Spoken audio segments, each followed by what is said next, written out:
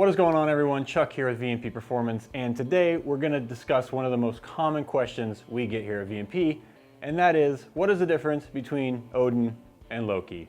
Brian, put the logos on my hands.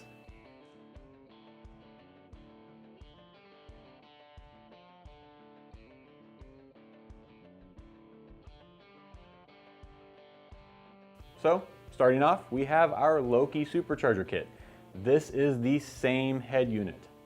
Odin and Loki both use the same exact 2.65 liter VMP supercharger. There's literally no difference in the head unit itself whatsoever. The difference in the kit is everything surrounding. You're going to get the single pass heat exchanger. This is an adequate heat exchanger for the majority of the builds out there. 600 to 750 horsepower. This is going to be plenty of heat exchanger for you. One quick thing to note is that your actual IATs during a watt pull really aren't going to be dictated by the heat exchanger. They're going to be dictated by the intercooler inside the supercharger. So if you're concerned about IATs while making wide open throttle pulls, the heat exchanger really isn't going to have a big effect on that. This is really only about shedding heat in between pulls, or like I was saying, in traffic and things like that.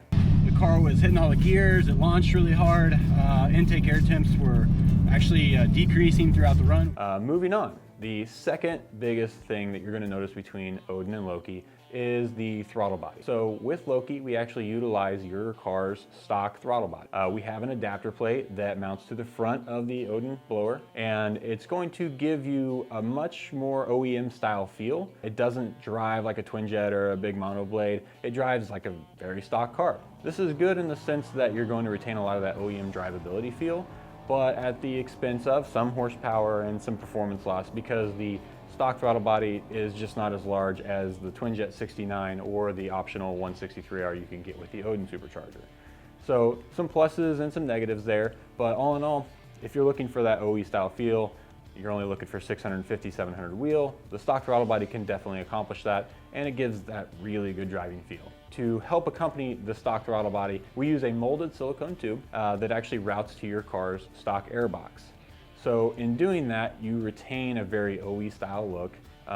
You're not gonna have to worry about modifying anything. It's gonna look like the car literally came from the factory with this supercharger bolted on. And it also does some really interesting things with the torque numbers and the way the car behaves. So with the stock airbox, the car actually makes a lot of down-low grunt. It is kind of a restriction, and so because of that, you do lose some up-top airflow, but the combination of the stock airbox with the stock throttle body on the Loki kit makes for a really great torque stoplight to stoplight, nice driving car.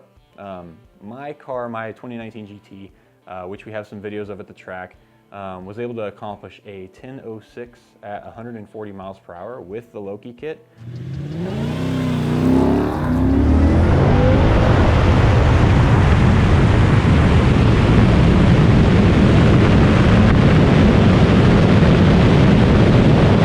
That was kind of like a no funny business type thing. We did have boosting in the tank, so there was some octane booster involved, but so if you're looking for a reliable 10.0 car that's going to be able to drive literally like a factory car and under the hood look like a factory car, the Loki kit's a super awesome option.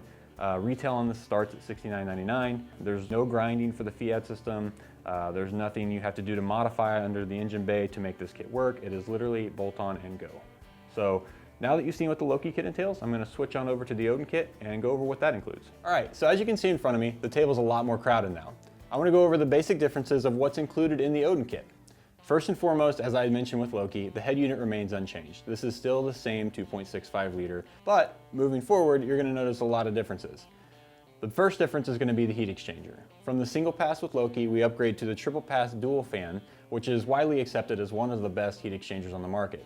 This is going to help keeping the car cool in between passes, waiting in the staging lanes, or even in traffic. You're also going to get a fuel pump voltage booster to help with the extra boost that the Odin provides because of the cold air intake and throttle body compared to the Loki system. You get a twin jet 69 throttle body, which is much larger than the factory throttle body, but still retains really good stock-like drivability. It also, being a billet piece, looks incredible under the hood. Complementing that throttle body is our AFE cold air intake. We worked with AFE Power for months to get a cold air intake design that looks both factory and performs well enough to support 1100 plus wheel horsepower. My 2019 GT runs this setup with no modifications, no funny business. This is exactly how my car is currently set up with off-the-shelf parts. Okay, so that wraps up the major differences between Loki and Odin. There are some parts that are similar between both kits. That's the no-grind Fiat system, 56-pound injectors, your fuel rail, pulley, things like that. Those are going to be identical between the two kits. So hopefully this gives you a little bit of insight into the differences between our Loki system and our Odin system. As always, you could feel free to give us a call here at VMP Performance. We're happy to discuss your build and which kit's going to help best meet your goals. Remember to like, share, and subscribe, guys, and we'll see you on the next one.